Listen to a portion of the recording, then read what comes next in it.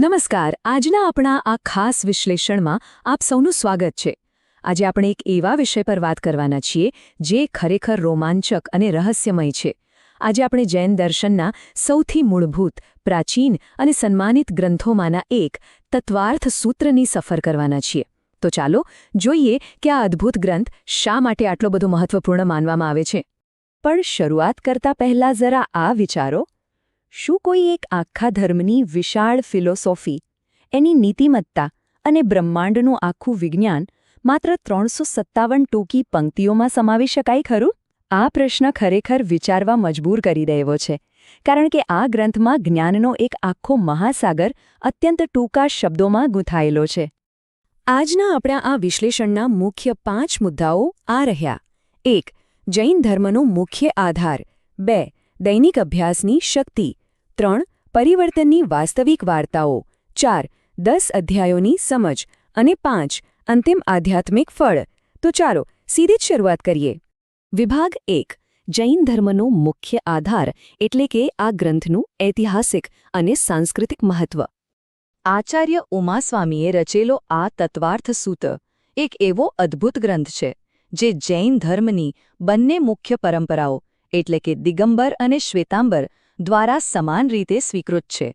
જે રીતે અન્ય પરંપરાઓમાં ગીતા, બાઇબલ કે કુરાનનું એકતા પ્રદાન કરતું સ્થાન છે, બરાબર એવું જ સ્થાન જૈન પરંપરામાં આ ગ્રંથ ધરાવે છે. આ એક એવો ગ્રંથ છે જે આખા દર્શનને જોડી રાખે છે. હવે જરા આ આંકડો જુઓ. 357. આખું બ્રહ્માંડ કેવું છે, જીવનું સ્વરૂપ શું છે અને મોક્ષનો માર્ગ કયો છે, આ બધું જ માત્ર 357 ટૂંકા અને સચોટ સૂત્રોમાં આવરી લેવામાં આવ્યું છે. આ ખરેખર આશ્ચર્ય પમાડે એવી વાત છે કે આટલી બધી માહિતી કેટલી સચોટ રીતે ગોઠવાયેલી છે. આગળ વધીએ. વિભાગ 2 તરફ.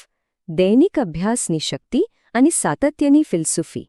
અહીં એક બહુ જ રસપ્રદ શબ્દ આવે છે, અભિક્ષણ જ્ઞાનોપયોગ. આનો સરળ અર્થ છે જ્ઞાનનો સતત અને અવિરત ઉપયોગ. માત્ર ક્યારેક ક્યારેક સમય મળે ત્યારે પુસ્તક ખોલીને વાંચી લેવાથી પરિણામ નથી મળતું, પણ શિસ્તબદ્ધ રીતે દરરોજ આ જ્ઞાન સાથે જોડાયેલા રહેવું ખૂબ જ જરૂરી છે. આ વાતને સમજવા માટે સ્ત્રોતમાં એક બહુ જ સરસ હિન્દી કહેવતનો ઉલ્લેખ છે. જેમ એક સાધારણ દોરડું વારંવાર પથ્થર પર ઘસાવાથી તેના પર નિશાન છોડી દે છે, તેમ દૈનિક અભ્યાસ પથ્થરને પણ કાપી શકે છે. મતલબ કે આ નાની પણ સતત કરવામાં આવતી પ્રવૃત્તિ સમય જતાં કોઈ પણ વ્યક્તિના જીવનમાં એક ઊંડી છાપ પાડી શકે છે. તો સવાલ એ થાય કે આ સાતત્ય કેળવવું કેવી રીતે? આનો બહુ જ વ્યવહારુ ઉકેલ આપવામાં આવ્યો છે. દરરોજ માત્ર 5 મિનિટ ફાળવવાની છે. આખા ગ્રંથને એકસાથે વાંચવાના ભારથી બચવા માટે કોઈ એક સૂત્ર લઈ તેને 108 વાર રટણ કરવાની સલાહ છે. આમ કરવાથી ધીમે ધીમે મનમાં એક એવી ટેવ બની જશે કે ઊંઘમાં કે જાગતા મન આપોઆપ આ સૂત્રોનું ચિંતન કરવા લાગશે. હવે આવે છે વિભાગ 3. શિસ્ત દ્વારા આવતા પરિવર્તનની વાસ્તવિક વાર્તાઓ. આ નિયમિતતા ખરેખર કેવી રીતે કામ કરે છે એ સમજવા માટે બીના ગામના એક પરિવારની આ વાત જાણવા જેવી છે. આ પરિવાર એક સમયે એટલો બધો આર્થિક સંઘર્ષ કરતો હતો કે તેઓ કરિયાણાની ખાલી ગુણીઓ ખરીદીને માંડ ગુજરાન ચલાવતા હતા. પણ જ્યારે તેમણે વહેલી સવારે ઉઠીને રોજ આ શિસ્તબદ્ધ પાઠ કરવાનો નિયમ લીધો, ત્યારે અચાનક માત્ર 7 દિવસમાં જ તેઓ દેવા મુક્ત થયા. અને લાંબા ગાળે આ સતત અભ્યાસને કારણે તેઓ આધ્યાત્મિક અને આર્થિક એમ બંને રીતે અત્યંત સમૃદ્ધ બન્યા. અને આ તો માત્ર એક ઉદાહરણ છે.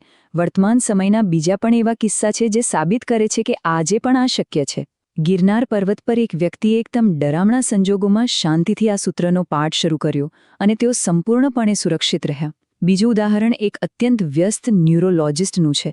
સમયનો ભારે અભાવ હોવા છતાં તેમણે આ આખા ગ્રંથના અધ્યાયો કંઠસ્થ કર્યા છે. આ બતાવે છે કે ગમે તેટલા વ્યસ્ત હોઈએ તો પણ આધ્યાત્મિક શિસ્ત જાળવી શકાય છે. વિભાગ 4.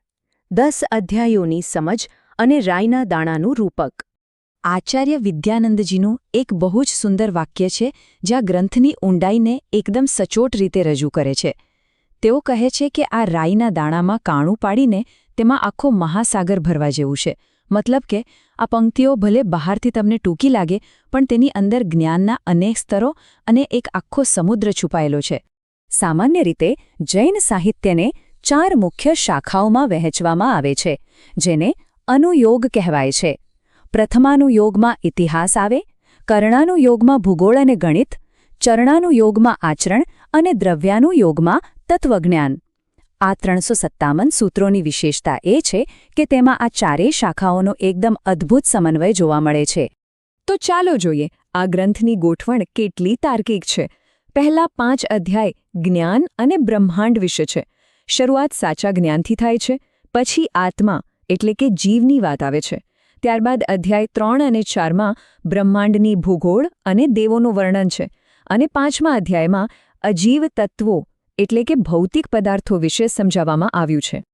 અને બાકીના 5 અધ્યાયો એટલે કે 6 થી 10માં કર્મ અને મુક્તિની વાત છે. અધ્યાય 6 સમજાવે છે કે કર્મો કેવી રીતે આત્મા સાથે જોડાય છે. પછી આચરણ અને વ્રતની વાત છે. 8 અને 9માં કર્મોના બંધન અને તેને અટકાવવાની પ્રક્રિયા છે. અને છેલ્લે અધ્યાય 10માં અંતિમ મુક્તિ એટલે કે મોક્ષનું વર્ણન છે. બસ આ રીતે આખો માર્ગ અહીં બતાવાયો છે. અને હવે આપણો છેલ્લો વિભાગ, વિભાગ 5, અંતિમ આધ્યાત્મિક ફળ. પરંપરાગત રીતે અહીં એક બહુ જ રસપ્રદ સરખામણી જોવા મળે છે. એક તરફ છે 24 કલાકનો એકદમ કઠિન શારીરિક ઉપવાસ, અને બીજી તરફ છે સંપૂર્ણ ભક્તિભાવથી કરવામાં આવતો આ સૂત્રનો માત્ર એક પાઠ. માનવામાં આવે છે કે આ ગ્રંથના એક પાઠથી મળતું આધ્યાત્મિક ફળ એક સંપૂર્ણ ઉપવાસ કરવા બરાબર છે. અને એટલા માટે જ દૈનિક સાતત્ય પર આટલો બધો ભાર મુકાયો છે. જરા કલ્પના કરો, જો કોઈ વ્યક્તિ દરરોજ નિયમિત આ પાઠ કરે છે તો વર્ષના 365 દિવસના પાઠથી 365 ઉપવાસ જેટલું પ્રચંડ આધ્યાત્મિક ફળ પ્રાપ્ત થવાની માન્યતા છે. આ એકદમ સ્પષ્ટ કરે છે કે શિસ્તને આટલું મોટું મહત્વ શા માટે અપાયું છે. આ બધું જાણ્યા પછી અહીં એક બહુ જ મોટો દાર્શનિક સવાલ ઊભો થાય છે. શું કોઈ વ્યક્તિ આધ્યાત્મિક માર્ગ પર એક સભાન નેતા બનવાનું પસંદ કરશે, કે પછી માત્ર દેખાદેખી કરતી ભીડનો એક હિસ્સો બની રહેશે? આનો સીધો અર્થ એ છે કે દૈનિક શિસ્ત વિના આપણે માત્ર ભીડનો ભાગ છીએ, પણ સતત જ્ઞાન મેળવનાર પોતાનો રસ્તો જાતે જ બનાવે છે. તો અંતે આ એક વિચારવા જેવો પ્રશ્ન છે. શું આપણે આ રાઈના દાણામાં રહેલા મહાસાગરને ખોલવા માટે જરૂરી એવી માત્ર 5 મિનિટની શિસ્ત અપનાવીશું, કે પછી આ અદ્ભુત જ્ઞાનને આમ જ બંધ રહેવા દઈશું? પસંદગી સંપૂર્ણપણે આપણી પોતાની છે. આશા છે કે આજના આ વિશ્લેષણથી આપણને સૌને આ પ્રાચીન ગ્રંથ વિશે કંઈક નવું અને રસપ્રદ જાણવા મળ્યું હશે. અમારી સાથે જોડાવા બદલ આપ સૌનો